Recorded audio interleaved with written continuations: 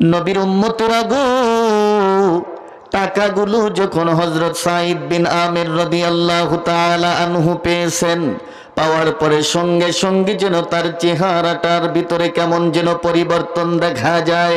আমার ভাইরা, প্রতিনিধি দল মেহমানদেরকে সে বিদায় করে দিলেন। দেওয়ার পরে উনি যখন ওনার ঘরের ভিতরে প্রবেশ করিতেছেন, এমন সময় দেখা যায় ওনার বিবি হঠাৎ ওনার মন দিল দেখে এবার বুঝতে পারলেন কেমন যেন তাকে পরিবর্তন দেখা যায়। আমার ভাইরা, এইবার ওনার বিবি জিগাইলেন, ও আল্লাহ পাকের বান্দা আমিরুল মুমিনিন হযরত ওমরের কি কোনো অসুবিধা হয়েছে? বলে, অসুবিধা নয়, আমিরুল মুমিনিনের অসুবিধার চেয়েও মারাত্মক দুর্ঘটনা ঘটে গিয়েছে। তাহলে কি আমিরুল মুমিনিন ইন্তেকাল করেছে? এইবার বলে, আল্লাহর বান্দিরা, না না, আমিরুল মুমিনিন ইন্তেকালের চেয়েও মারাত্মক দুর্ঘটনা ঘটে গিয়েছে। আমিরুল মুমিনিন ইন্তেকালের চেয়েও মারাত্মক দুর্ঘটনা ঘটে গিয়েছে। তাহলে এমন কি দুর্ঘটনা আমি জানতে চাই। আমার ভাইরা, এইবার হযরত সাঈদ বিন আমির রাদিয়াল্লাহু তাআলা আনহু টাকাগুলো এবার বের করলেন। বের করে এবার ওনার বিবিকে দিয়ে বলেন, রে আল্লাহর বান্দিরা, এই যে তাকিয়ে দেখো, আমার কাছে দুনিয়া এসেছে। রে বিবি, আমি তো এই দুনিয়া চাই না রে। আমিরুল মুমিনিন আমার জন্য 1000 টাকা পাঠিয়েছেন। রে বিবি, এই টাকা তো আমি চাই না রে, এই দুনিয়া তো আমি চাই না। এই টাকার চেয়ে যদি আমিরুল মুমিনিনের মৃত্যুর খবর যদি আমার কাছে আসতো, তবু আমার চেহারাটা এরকম বিবর্ণ হতো না। সুবহানাল্লাহ বলেন। আমিরুল মুমিনিন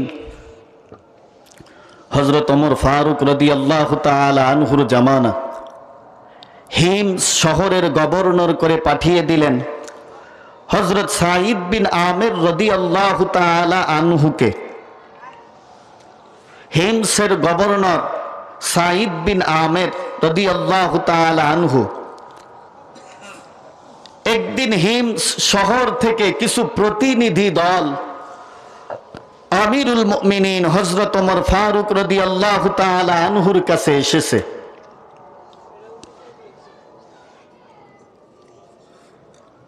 হযরত ওমর এই প্রতিনিধি দলদেরকে বলতেছে, তোমাদের হিমস শহরের ভিতরে যারা গরিব দুঃখী মানুষ আছে তাদের একটি তালিকা আমাকে দাও, তাদেরকে কিছু সাহায্য করব। একটি তালিকা আমিরুল মুমিনিনের কাছে দেওয়া হলো।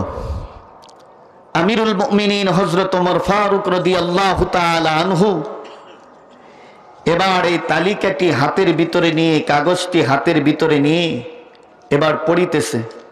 সর্বপ্রথম দেখলেন যার নাম, তিনি হচ্ছেন হযরত সাঈদ বিন আমির রাদিয়াল্লাহু তাআলা আনহু। হযরত ওমর এবার জিগাইলেন, এটা কোন সাঈদ বিন আমির? প্রতিনিধি দল তখন বলতেছে, কেন চেনেন না? ইনি তো আমাদের গভর্নর সাঈদ বিন আমির। হযরত ওমর তখন বলতেছেন, তোমাদের গভর্নর কি গরিব মানুষ? প্রতিনিধি দল তখন বলতেছে, শুধু গরিব নয়, 4 দিন 5 দিন চলে যায় তার বাড়ির চুলায় আগুন জ্বলে না। আহা, হিমস শহরের গভর্নর 4 দিন 5 দিন চলে যায় তার বাড়ির চুলায় আগুন জ্বলে না। আর আমাদের দেশে মেম্বার চেয়ারম্যান নয়, তাদের যে চেলাপেলা থাকে, হ্যাদেরও যে বুড়ি, বাপারে বাবা, এ বুড়ির কারণে দেখা যায় কোলাকুলি করতে গেলে বুক খুঁজে পাওয়া যায় না। কথা বলেন ঠিক কিনা? তার মানে জনগণের মাল এত আত্মসাৎ করে, এরা এত আত্মসাৎ করেছে। করোনার সময় দেখা গিয়েছে গরিব দুঃখীর মালগুলো এরা মাটির ভিতরে পুঁতে রেখেছে। আহা, আমার ভাইরা, ক্ষমতা সবসময় থাকে না। ক্ষমতা পেয়ে এই জন্যে ক্ষমতার অপব্যবহার করা যায় না। যারা এক সময় ক্ষমতায় ছিল, যখন যা খুশি তাই করেছে, কোরআনের তাফসীর মাহফিল পর্যন্ত তারা বন্ধ করে দিয়েছে। কথা বলেন ঠিক কি না? এ 15-16টি বছর আমরা মন খুলে কথা বলতে পারিনি। অনেক মাহফিল বন্ধ করে দেওয়া হয়েছে। আমার ভাইরা, আজকে তারা কোথায়? এজন্যে ক্ষমতার অপব্যবহার করতে নেই। এই চেয়ারে যে ব্যক্তি বসার সুযোগ দিয়েছেন, মুহূর্তের মধ্যে চেয়ার থেকে আবার নামিয়ে দিতে পারেন। এ ক্ষমতা আল্লাহর আছে না নেই? আমার ভাইরা, আসেন যে কথা বলতেছিলাম, সাহাবায়ে কেরামদের জীবন কেমন ছিল। আমিরুল মুমিনিন হযরত ওমর ফারুক রাদিয়াল্লাহু তাআলা আনহু যখন শুনলেন হিমস শহরের গভর্নর, তার বাড়িতে 4 দিন 5 দিন চলে যায়, তার বাড়ির চুলায় আগুন জ্বলে না, হযরত ওমর 1000 টাকার একটা থলে এই প্রতিনিধি দলদের কাছে দিলেন যে এইটা তোমাদের গভর্নরকে দিবা। 1000 টাকা নিয়ে প্রতিনিধি দল এবার চলে গেলেন হযরত সাঈদ বিন আমির রাদিয়াল্লাহু তাআলা আনহুর কাছে। এই টাকাগুলো এবার দিয়ে দিলেন। নবীর উম্মতরা গো, টাকাগুলো যখন হযরত সাঈদ বিন আমির রাদিয়াল্লাহু তাআলা আনহু পেয়েছেন, পাওয়ার পরে সঙ্গে সঙ্গে যেন তার চেহারাটার ভিতরে কেমন যেন পরিবর্তন দেখা যায়। আমার ভাইরা, প্রতিনিধি দল মেহমানদেরকে সে বিদায় করে দিলেন। দেওয়ার পরে উনি যখন ওনার ঘরের ভিতরে প্রবেশ করিতেছেন, এমন সময় দেখা যায় ওনার বিবি হঠাৎ ওনার মন দিল দেখে এবার বুঝতে পারলেন কেমন যেন তাকে পরিবর্তন দেখা যায়। আমার ভাইরা, এইবার ওনার বিবি জিগাইলেন, ও আল্লাহ পাকের বান্দা আমিরুল মুমিনিন হযরত ওমরের কি কোনো অসুবিধা হয়েছে? বলে অসুবিধা নয়, আমিরুল মুমিনিনের অসুবিধার চেয়েও মারাত্মক দুর্ঘটনা ঘটে গিয়েছে। তাহলে কি আমিরুল মুমিনিন ইন্তেকাল করেছে? এইবার বলে আল্লাহর বান্দিরা, না না, আমিরুল মুমিনিন ইন্তেকালের চেয়েও মারাত্মক দুর্ঘটনা ঘটে গিয়েছে। আমিরুল মুমিনিন ইন্তেকালের চেয়েও মারাত্মক দুর্ঘটনা ঘটে গিয়েছে। তাহলে এমন কি দুর্ঘটনা আমি জানতে চাই। আমার ভাইরা, এইবার হযরত সাঈদ বিন আমির রাদিয়াল্লাহু তাআলা আনহু টাকাগুলো এবার বের করলেন। বের করে এবার ওনার বিবিকে দিয়ে বলেন, রে আল্লাহর বান্দিরা, এই যে তাকিয়ে দেখো, আমার কাছে দুনিয়া এসেছে। রে বিবি, আমি তো এই দুনিয়া চাই না রে। আমিরুল মুমিনিন আমার জন্য 1000 টাকা পাঠিয়েছেন। রে বিবি, এই টাকা তো আমি চাই না রে, এই দুনিয়া তো আমি চাই না।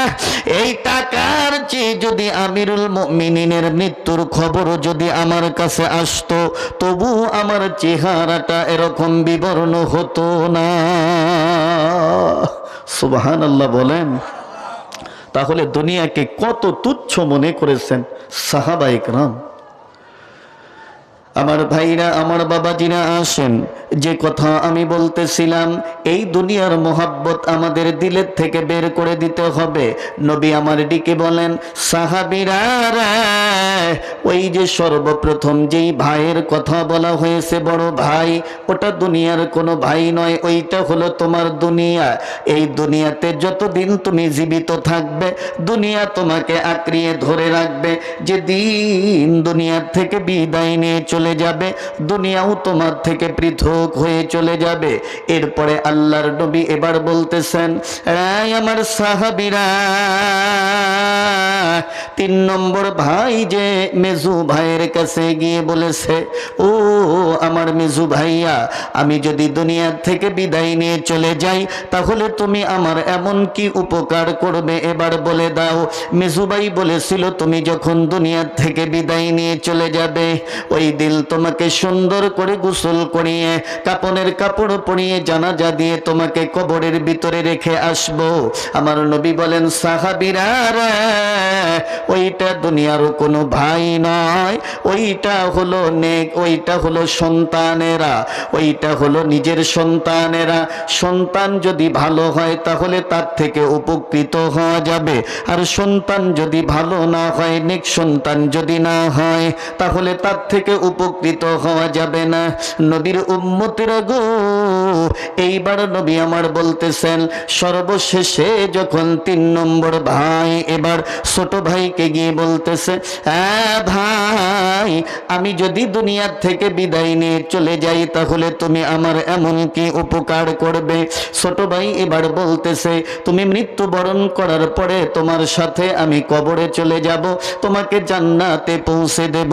নবীর উম্মতেরা গো, নবী আমার বলেন, সাহাবীরা রে, ওটাও দুনিয়ার কোনো ভাই নয় রে, ওইটা হলো তোমার নেক আমল। তুমি যখন দুনিয়ার থেকে বিদায় নিয়ে চলে যাবে, নেক আমল তোমার সঙ্গেই চলে যাবে, তোমার সঙ্গে নেক আমল গিয়ে তোমাকে জান্নাতে পৌঁছে দেবে। বলেন সুবহানাল্লাহ।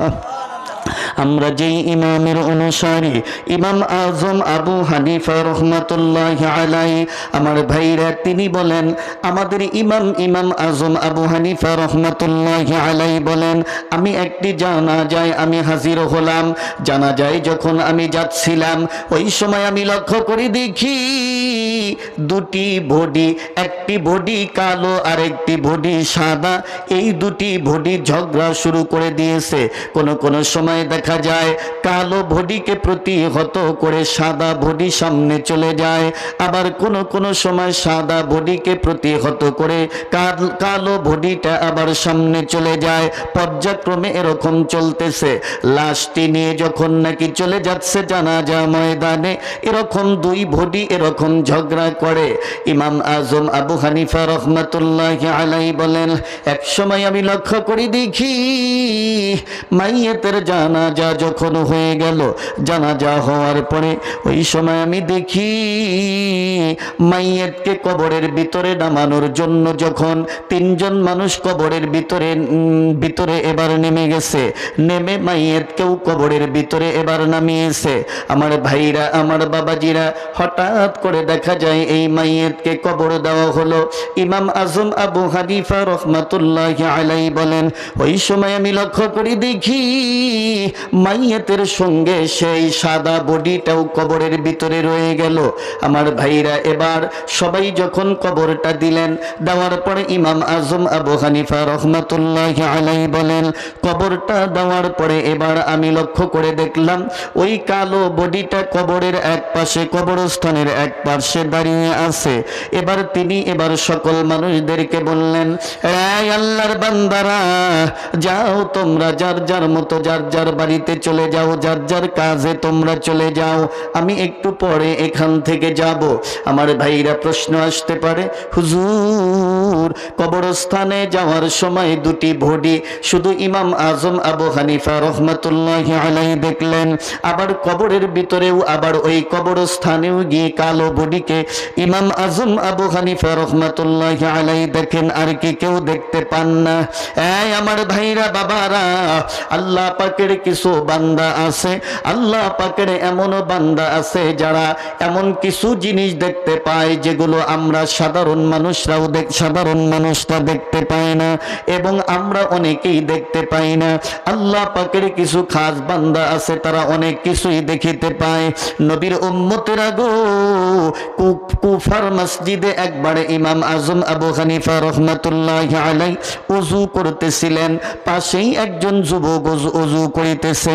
আল্লাহর বান্দা ইমাম আজম আবু হানিফা রহমাতুল্লাহি আলাইহি বলেন, এই মাত্র একজন যুবক ওযু করে গেল।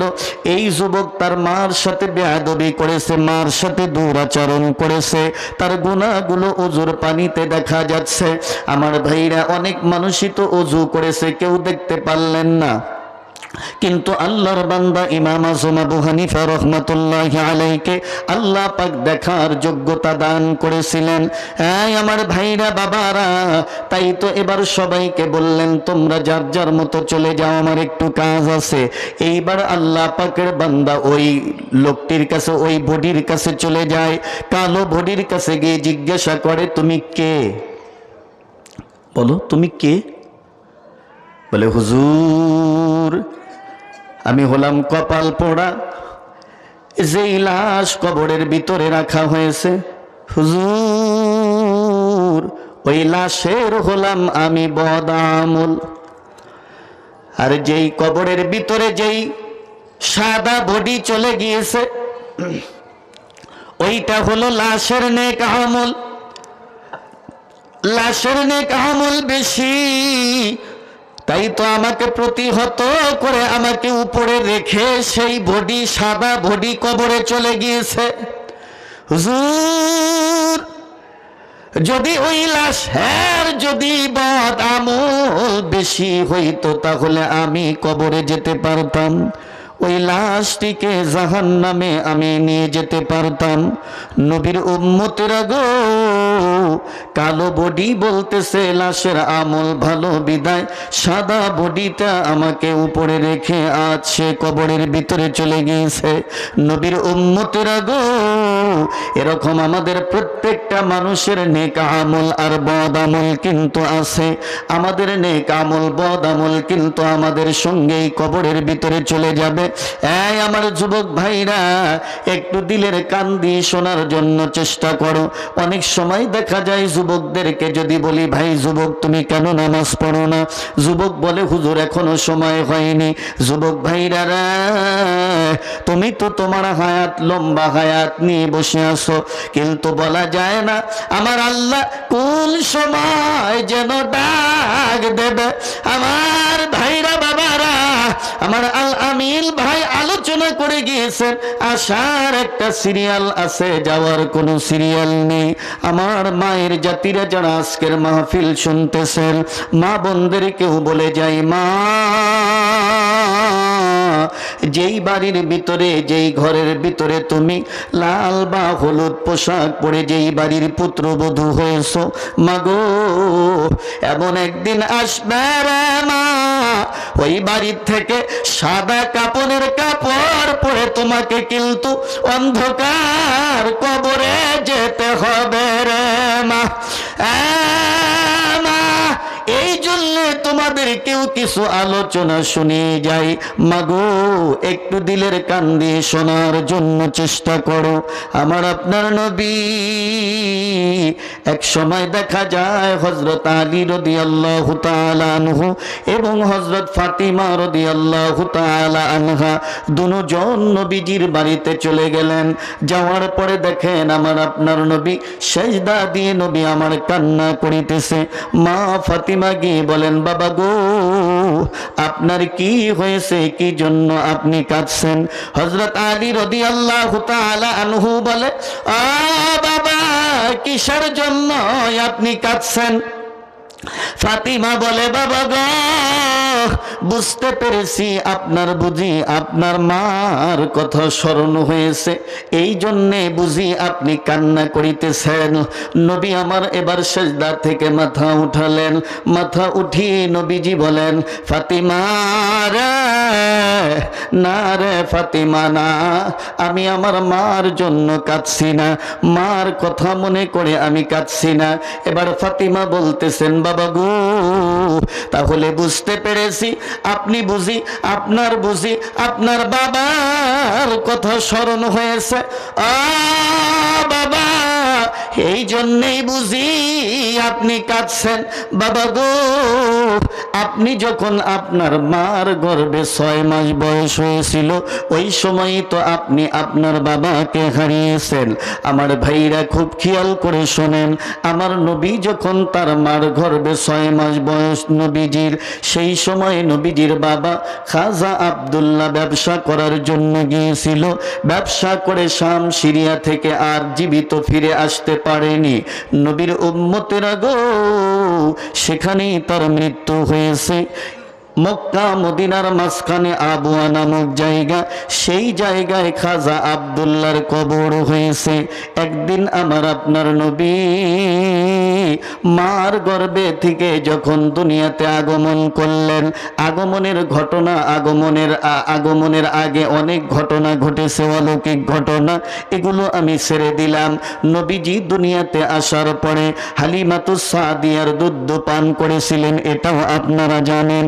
সেখান থেকেও নবীজি যখন চলে আসলেন, নবীজির বয়স যখন 6 থেকে 7 বছর হলো, নবীর উম্মতেরা গো, ওই সময় নবীজি শুনছে আমার বাবা শাম সিরিয়ায় ব্যবসা করার জন্য গিয়েছে।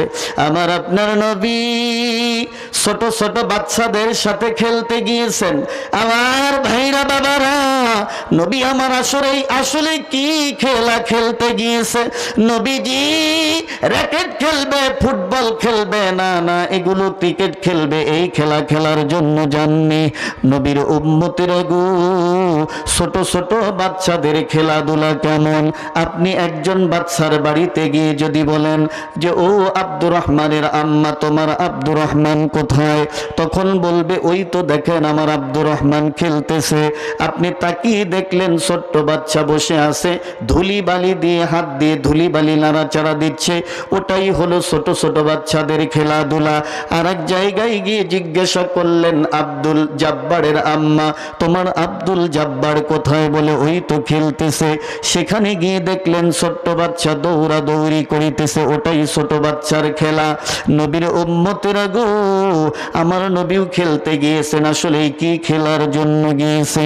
শাম সিরিয়া থেকে মানুষ ব্যবসা করে চলে আসবে, আসার পরে নিজের সন্তানরা তাই রাস্তায় এগিয়ে গিয়েছেন, বাবা এসে আমাকে কোলে তুলে নিয়ে আসবেন, এই জন্যে তারা গিয়ে সামনে গিয়ে এগিয়ে আসেন।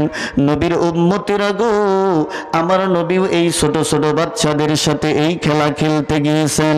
কিন্তু দেখা যায় মানুষ শাম সিরিয়া থেকে ব্যবসা করে এবার উটের উপর সোয়ার হয়ে এসে যখন আব্দুর রহমান বলে ডাক দিচ্ছে, আব্দুর রহমান এবার দ্রুত বাবার কাছে চলে যাচ্ছে। বাবা এবার সন্তানকে বুকের উপর তুলে বুকে নিয়েছে, উটের উপর উঠিয়ে সন্তানকে বুকের ভিতর জড়িয়ে ধরেছে, সন্তানকে আপেল কমলা বেদানা বের করে দিচ্ছে, সন্তানকে নিয়ে বাড়ির দিকে চলে যাচ্ছে। আব্দুল জব্বার বলে ডাক দিচ্ছে, আব্দুর রহমান বলে ডাক দিয়ে আব্দুর রহমানের বাবা সন্তানকে নিয়ে যাচ্ছে।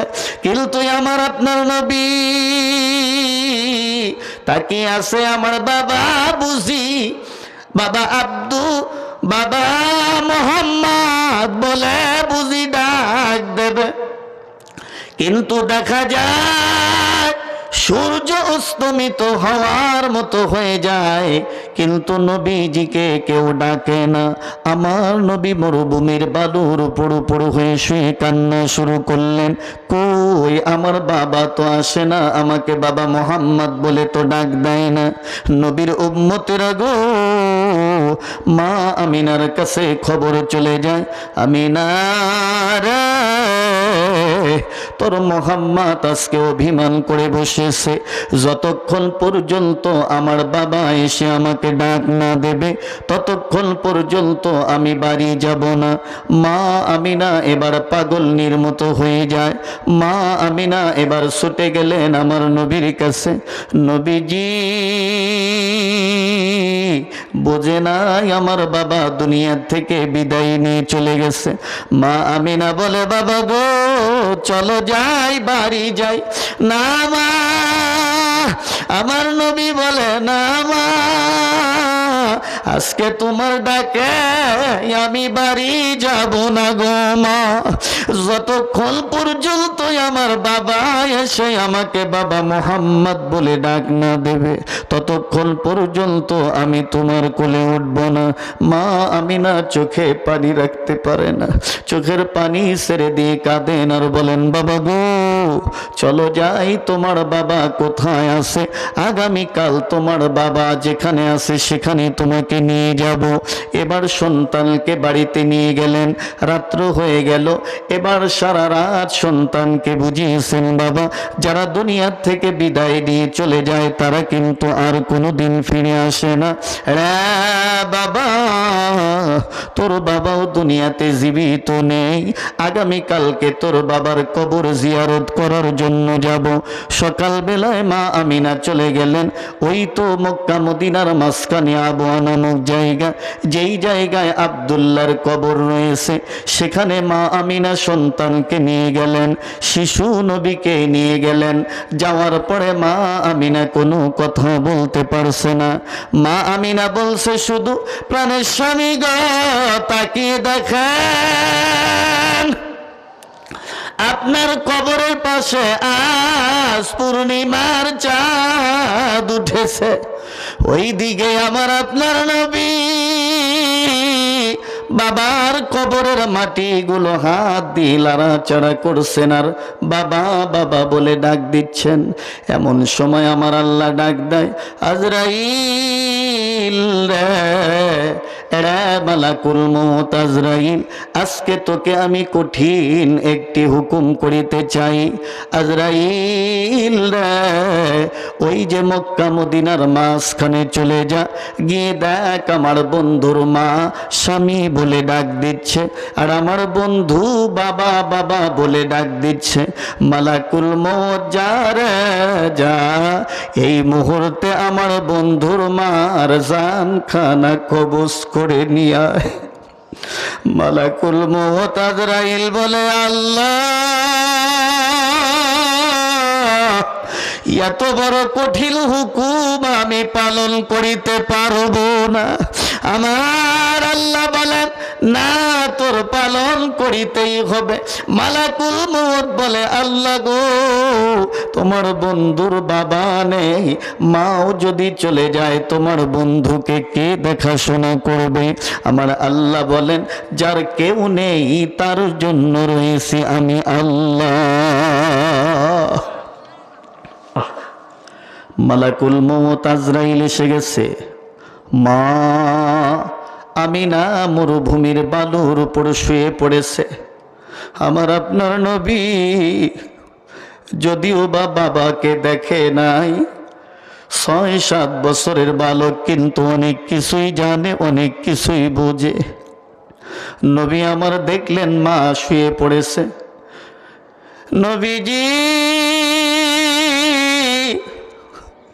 মার বুকের উপর মাথাটা দিয়ে, আমার নবী চোখের পানি ছেড়ে দিয়ে কাঁদেন আর বলেন, মা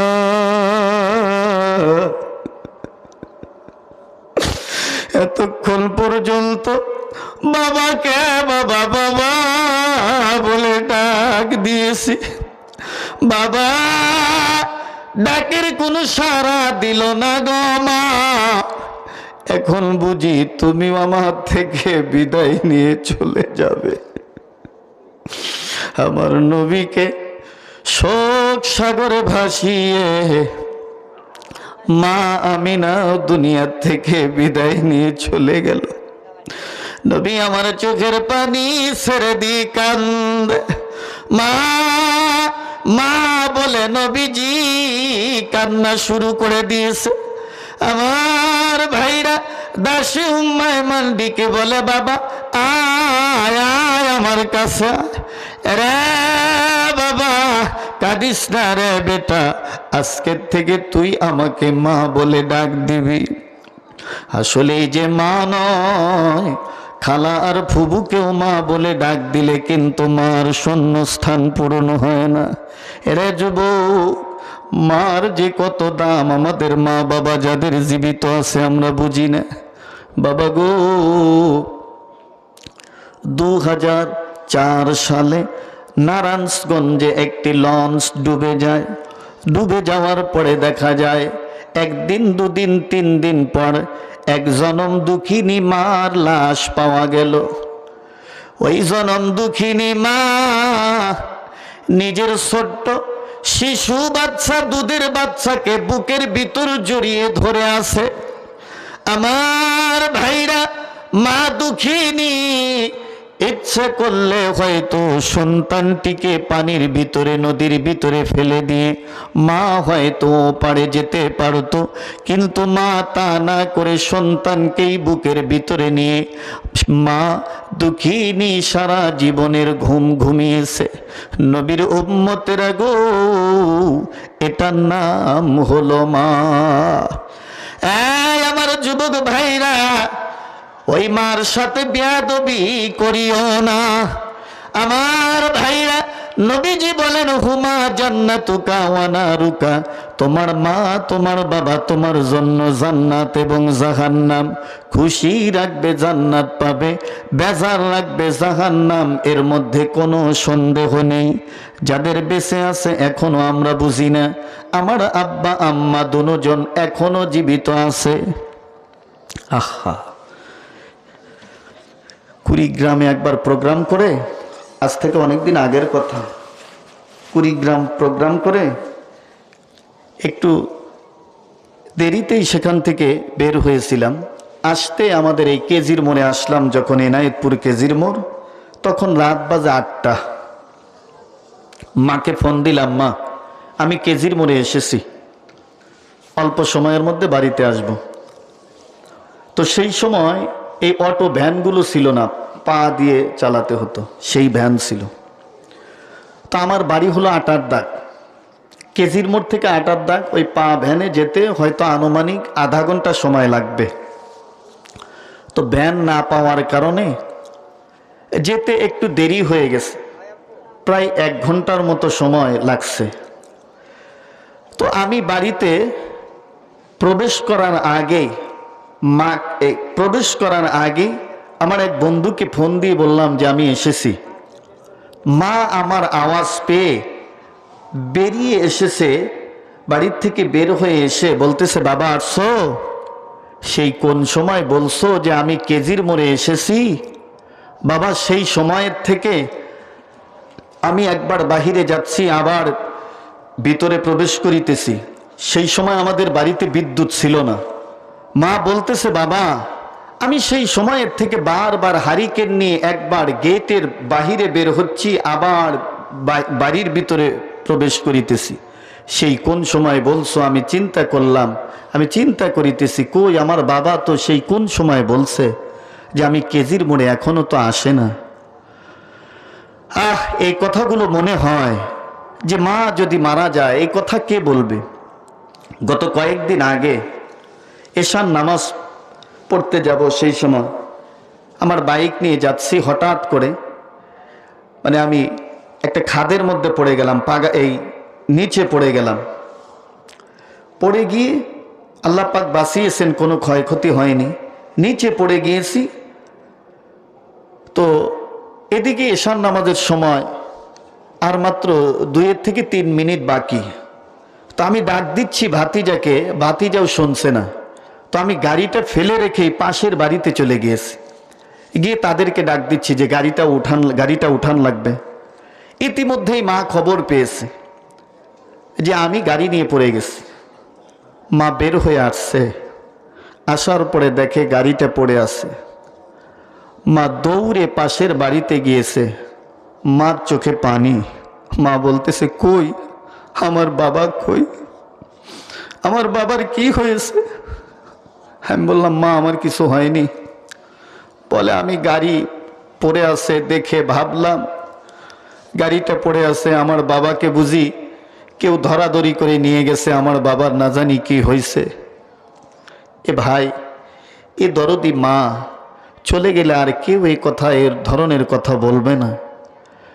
আমরা যখন বাড়িতে যাব, আমাদের মা বাবা যাদের জীবিত আছে, দেখবেন একটু আস্তে আস্তে গেলেও দেখা যায় মা অনেক সময় টের পায়। মা বলে, বাবা আসছো? যাদের মা বাবা দুনিয়াতে নেই আর তারা এ কথা আর কোনোদিনও শুনবে না আমার ভাইরা। এজন্যে মা বাবার খেদমত করতে হবে। আল্লাহ পাক আমাদের সবাইকে তৌফিক দান করেন, সবাই বলেন আমিন।